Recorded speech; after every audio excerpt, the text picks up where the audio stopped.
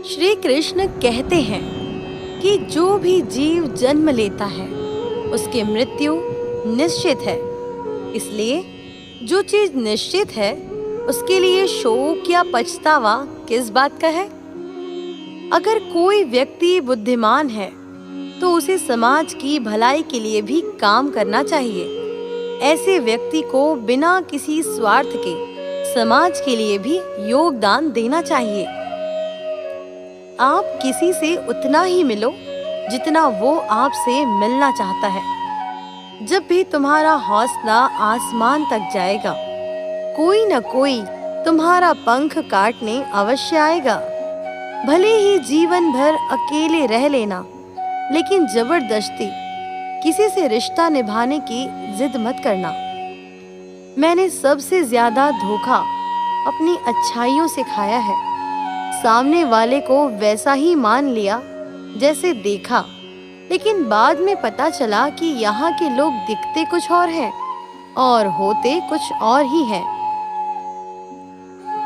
आपका दुख आपके दिमाग की उपज है।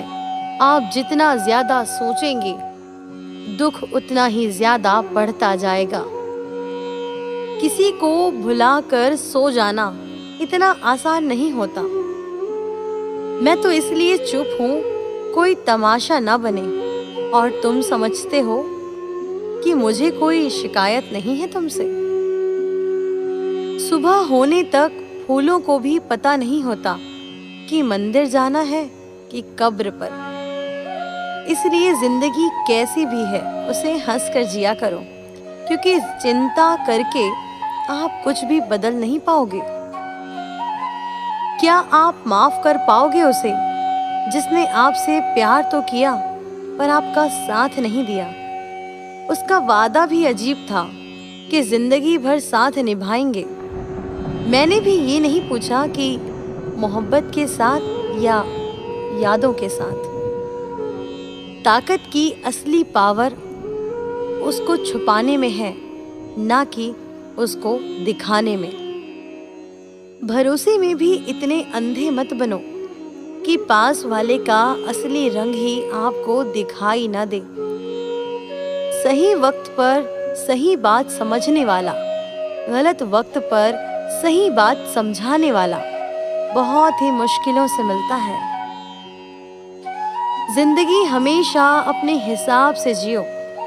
अगर लोगों के हिसाब से जियोगे तो ना लोगों के रहोगे ना खुद के रहोगे। भरोसा एक ऐसी चीज है जिसके टूटने पर कोई आवाज तो नहीं होती, लेकिन उसकी गूंज जिंदगी भर सुनाई देती है। उम्मीद जिंदा रखिए, आज हंसने वाले कल तालियां भी बजाएंगे। जो हर किसी पे मर जाए वो मर ही जाए तो अच्छा है। आपकी जिंदगी में तब तक कुछ नहीं बदलेगा जब तक आप खुद को नहीं बदलोगे। जब हम किसी के लिए कुछ अच्छा कर रहे होते हैं तब हमारे लिए भी कुछ अच्छा हो रहा होता है। दोस्तों, बहुत समय पहले की बात है। एक नगर में ब्राह्मण ब्राह्मणी रहते थे। ब्राह्मणी ने अपने घर में एक नेवला पाल रखा था। उसे नेवला बहुत प्यारा लगता था और वो उसकी पूरी देखभाल भी करती थी। नेवला को पूरे घर में घूमने की आजादी थी। कुछ समय बाद ब्राह्मणी के घर में एक लड़का पैदा हुआ।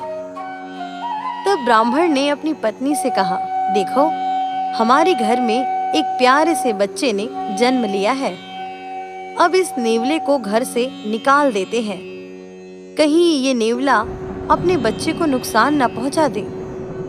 ब्राह्मण की कही हुई बात को ब्राह्मणी ने स्वीकार नहीं किया, क्योंकि उसे नेवला बहुत प्यारा था। नेवला घर में पहले जैसे ही रहने लगा। ब्राह्मणी अपने बेटे के साथ साथ उस नेवले का भी पूरा ध्यान रखती। धीरे धीरे समय व्यतीत होने लगा। एक दिन ब्राह्मणी कुएं के पास पानी लेने पहुंची। बच्चा घर में पालनी में सो रहा था। नेवला पास ही आराम कर रहा था। इतने में कहीं से सांप आया और बच्चे की पालनी की तरफ बढ़ने लगा। नेवले ने सांप को बच्चे की तरफ आता देखकर सतर्क हो गया। नेवला तो वैसे भी सांप का दुश्मन होता है। नेवला सांप के ऊपर टूट पड़ा। बहुत देर सांप से लड़ाई करने के बाद नेवले ने सांप के टुकड़े टुकड़े कर दिए। इस तरह घर में हर कोने में खून के छींटे बिखर गए। नेवले का मुंह भी खून से भर गया। नेवला बहुत ही खुश हुआ।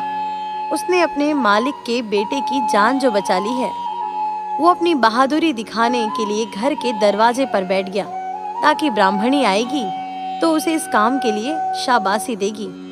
जब ब्राह्मणी कुएं से पानी लेकर लौटी, तब उसने दरवाजे पर नेवले को खून से लथपथ देखा। ये देखकर बहुत घबरा गई। उसने सोचा कि इस दुष्ट नेवले ने मेरे बेटे को मार दिया है। इसी से वह आग बबूला हो गई। उसने पानी से भरे हुए घड़े को उस नेवले के ऊपर पटक दिया और नेवला तुरंत वहीं पर मर गया। ब्राह्मणी रोती हुई घर के अंदर भागी। उसने देखा कि बच्चा तो आराम से पालनी में सो रहा था और पास ही में मरे हुए सांप के टुकड़े टुकड़े पड़े हुए थे। ये देखते ही उसे अपनी भूल मालूम हुई। ब्राह्मणी अब पछताने लगी कि नेवले के अच्छे काम के बदले मैंने उसकी जान ले ली। ब्राह्मण शाम को घर लौटा तो सारी बात उसने बताई। तब उसने ब्राह्मणी से कहा कि बिना सोचे विचारे जो काम किया जाता है, उसका ऐसा ही परिणाम होता है। मित्रों, हमारे जीवन में भी कभी ऐसे पल आ जाते हैं जिसमें हम आवेश में आ जाते हैं। किसी की भावनाओं में बहे बगैर ये सोचिए, समझिए और फिर निर्णय लीजिए, क्योंकि कुछ देर बाद हमें अपनी गलती का एहसास होता है। तब पछताने के अलावा कुछ हाथ नहीं लगता।